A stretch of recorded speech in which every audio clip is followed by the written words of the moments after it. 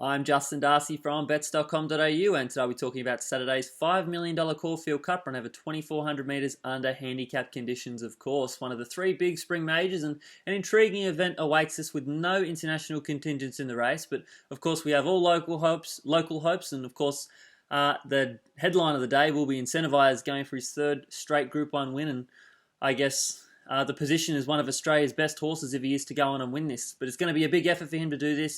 He's got to jump from barrier 20, but I do feel he is the top selection in this race. He should get a nice cart across at least with Delphi to his inside. Those two I think will kick up and they will lead the race.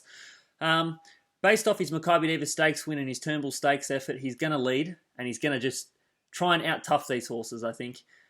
We know that he's got the class on his side based off last start especially. He had no right to win that race. He set it up for Young Werther. Young Werther loomed up, but he found another kick. Only very few horses can do that after going so hard early. He was able to kick back and show some true, I won't say it yet, but almost champion qualities. And if he goes on to win this race and maybe a Melbourne Cup afterwards, he could well be a champion in Australia.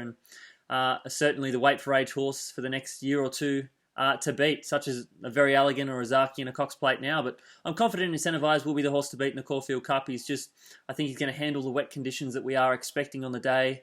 And I think the main danger to him is Young Werther on a wet track.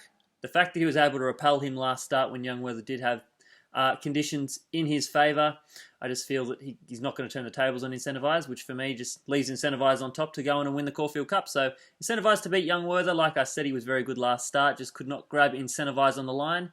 But if for some reason Incentivise goes too hard and literally has no gas left in the tank, I feel the race does set up well for Young Werther, who's drawn well. He's going to enjoy the wet conditions. He's going to settle around midfield, maybe a touch worse, and he's going to have that late charge. He reminds me a little bit of Vow and Declare, the year he finished second in this race, en route to winning the Melbourne Cup in the same year. From the same stable, by the way, it's now just time for Young Werther to step up and make his mark on Australian racing.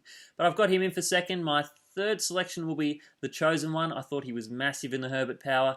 All the rain that we are expecting, it's going to be right up his alley. He'll be doing a rain dance come Friday night. Considering his Herbert Power run was on a good 3, I feel that he does have enough in the tank to turn the tables on Delphi if this track does get wet. I think it is important to note that if the track is not as wet as we are thinking it might be, I've got it rated probably a soft 7, heavy 8 conditions come race day. If it's around that soft 5 to 6 range, Delphi probably has to be kicked up into selections.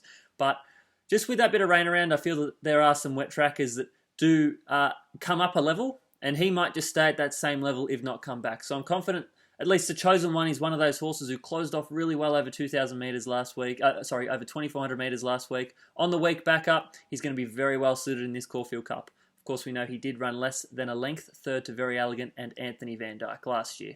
Arguably a stronger edition of the Caulfield Cup. So, Chosen One for me, in for third. My fourth selection is Explosive Jack. I feel that he's the horse trekking to run a really nice race in this. He ran well in the Turnbull Stakes without threatening, but he looks as if he's now ready for this 2,400 metre journey and probably the 3,200 metres once the Melbourne Cup does roll around. But Explosive Jack is going to handle the wet conditions. He's got form around Young Werther from the autumn, so he has to be counted as a chance. Delphi in for fifth, but of course, as I mentioned, if this track does get to a soft 5, soft 6 range, I'm expecting Delphi to run in the top 3 or 4 in this field. But just to quickly recap, Incentivise for me, he is just the out-and-out star of this race and expecting him to go on and win the 2021 Caulfield Cup ahead of Young Werther, who ran second in the Turnbull Stakes last start. The Chosen One, who was only just beaten in the Herbert Power last weekend. And fourth, Explosive Jack, who will appreciate the rising journey.